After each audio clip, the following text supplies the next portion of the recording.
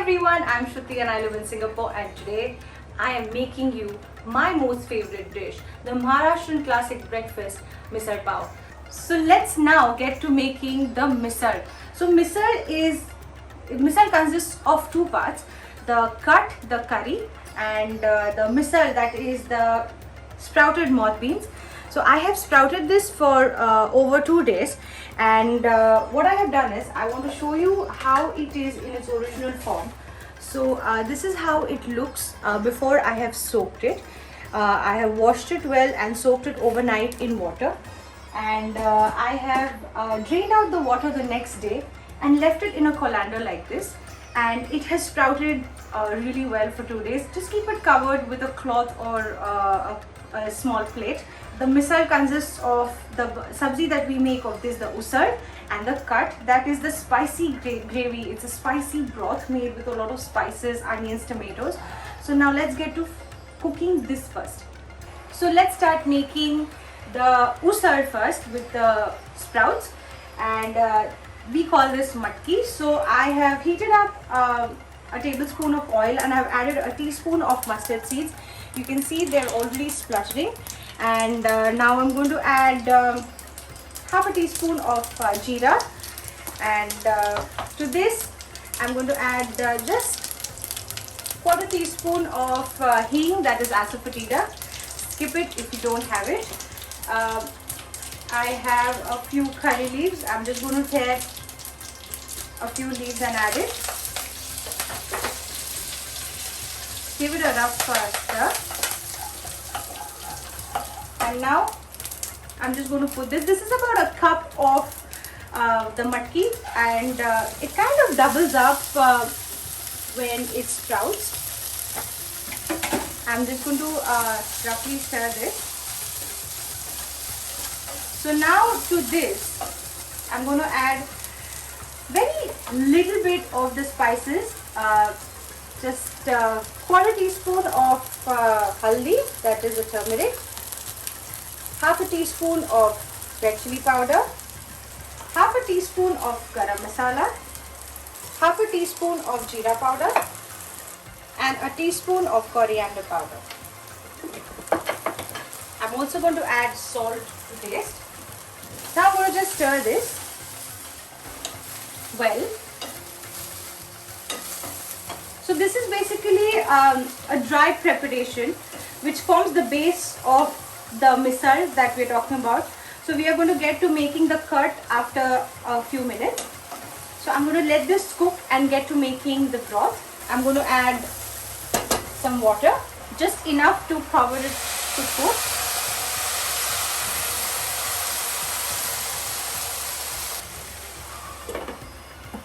And I'm going to wait till this cooks. I'm just going to lower the flame.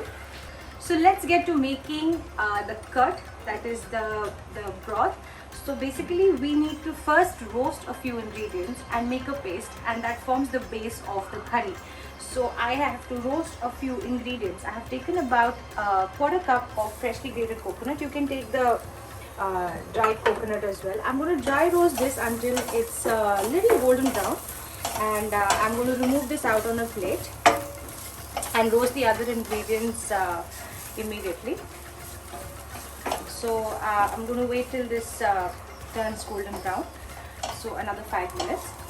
So my coconut has turned slightly golden brown, and I'm going to take this out on a plate, and I'm going to continue roasting my other ingredients, and this has roughly taken me about 2 minutes. So I have cleaned my pan and I have roasted my coconut. It's cooling down, and I'm going to start roasting the ingredients one by one. So here I have some onions. So I'm going to roast them until they become slightly golden brown. I'm going to add the ingredients one by one. So this is about 2 medium-sized onions. So I'm going to wait for another 2 minutes till the onions change color.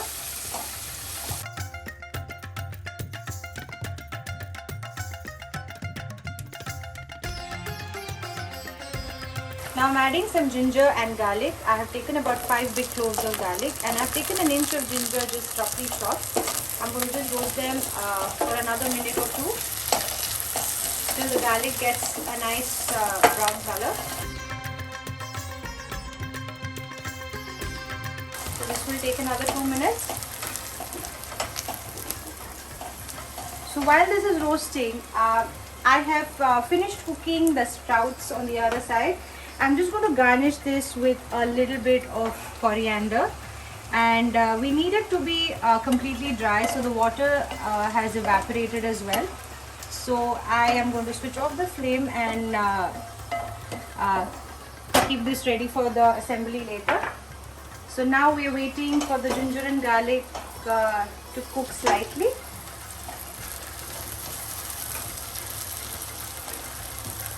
The ginger and garlic are giving out an amazing aroma. I'm going to add the tomatoes now, and I'm going to season this with a little bit of salt so that it softens the tomato faster.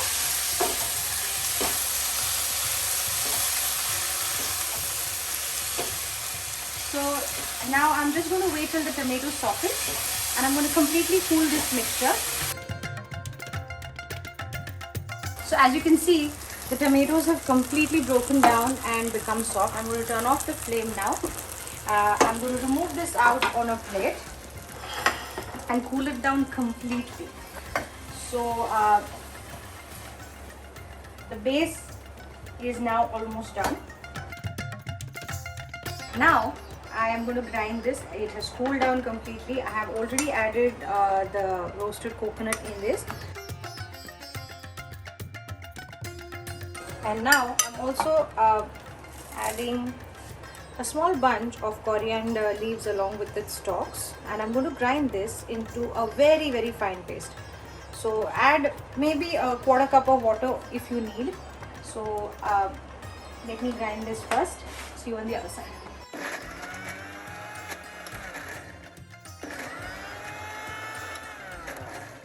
So now let's get to making the curd, that is the curry of the misal.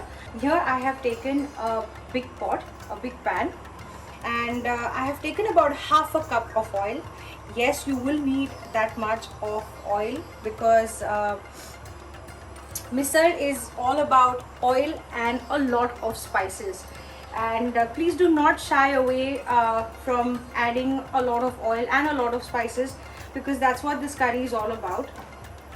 So I'm going to add a teaspoon of mustard seeds to this and wait for it to splutter. Now that my mustard seeds are spluttering, I'm going to add a teaspoon of cumin seeds, and the oil is quite hot now, so I'm going to quickly add the curry leaves. And now I'm just lowering the flame a bit, and I'm going to add this ground paste to the pan.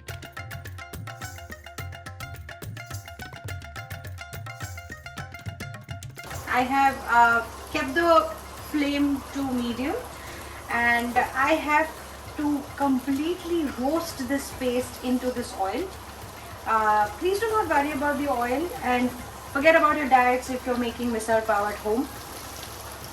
So I'm going to make sure the oil completely mixes with this paste, and this needs a lot of patience because you want this whole paste to completely roast well and dry up and release the oil. So now the oil hasn't released, the oil is still on the surface of the masala.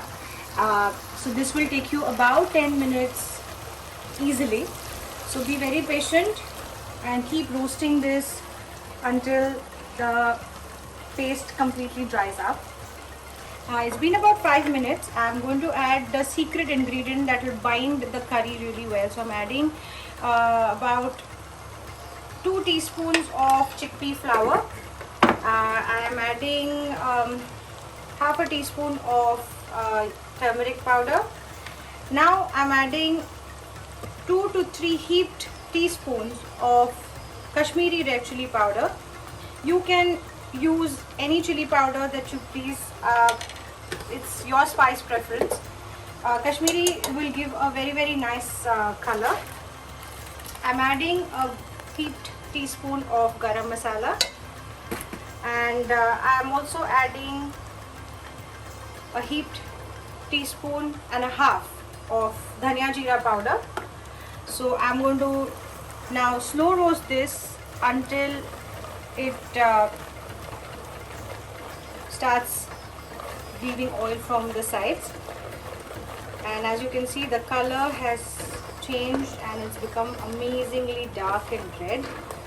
So now I'm going to stir this for another 5 to 7 minutes on low flame. So as you can see, the color has completely changed and become amazing and dark red. So now it's been about 4 minutes, and I'm adding 3 green chilies roughly chopped. You can totally skip this if you do not want it really spicy, but I have added the chilies, and now is the good time to add the water to this. So I'm adding about a liter of water.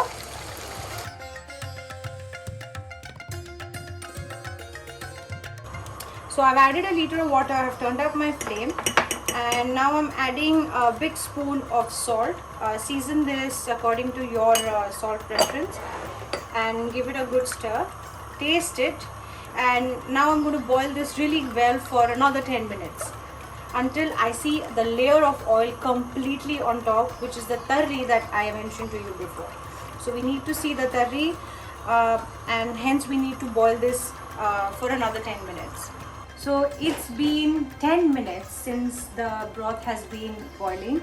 So now we have to see whether is the tarri there over the curry. I'm going to switch this off, and I'm going to show you the layer of oil that comes. I'm going to squeeze a little bit of lime. Just going to give this a rough stir, and you can see this is the tarri that I'm talking about. This is the layer of oil that we need from the curry. So this is completely done. I'm going to just lightly garnish this with a little bit of coriander, and I'm going to empty this in the bowl, and I'm going to tell you how to assemble this whole misal. These are the components of the misal, and this is the pav. These are butter rolls or bread or any white bread that you have, and I would like to show you that this is another important base of the misal. This is the farsan. So these are nothing but chickpea based dry snacks that we have. So these are the gatia, this is the save, this is the mixture which has got the fafda. So basically these are just very lightly flavored. They're not spicy, they're just savory besan based snacks. So now I am going to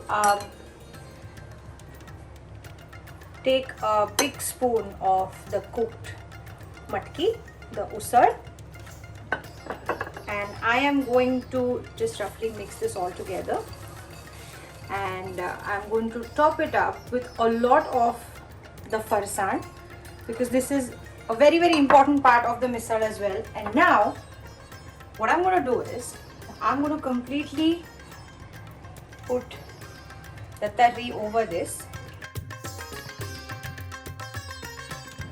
You have to make sure there's enough for your bread to completely soak up all the flavors in this.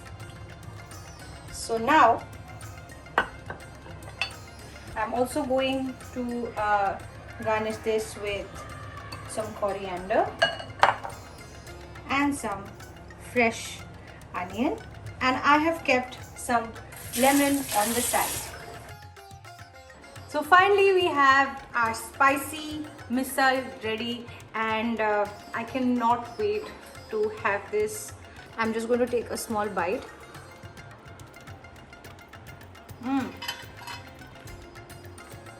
Super spicy, super tasty and yummy. I just thought I'll show you the sprouts, the snacks, the curry. They're beautifully merged, and it's a wholesome and a yummy curry.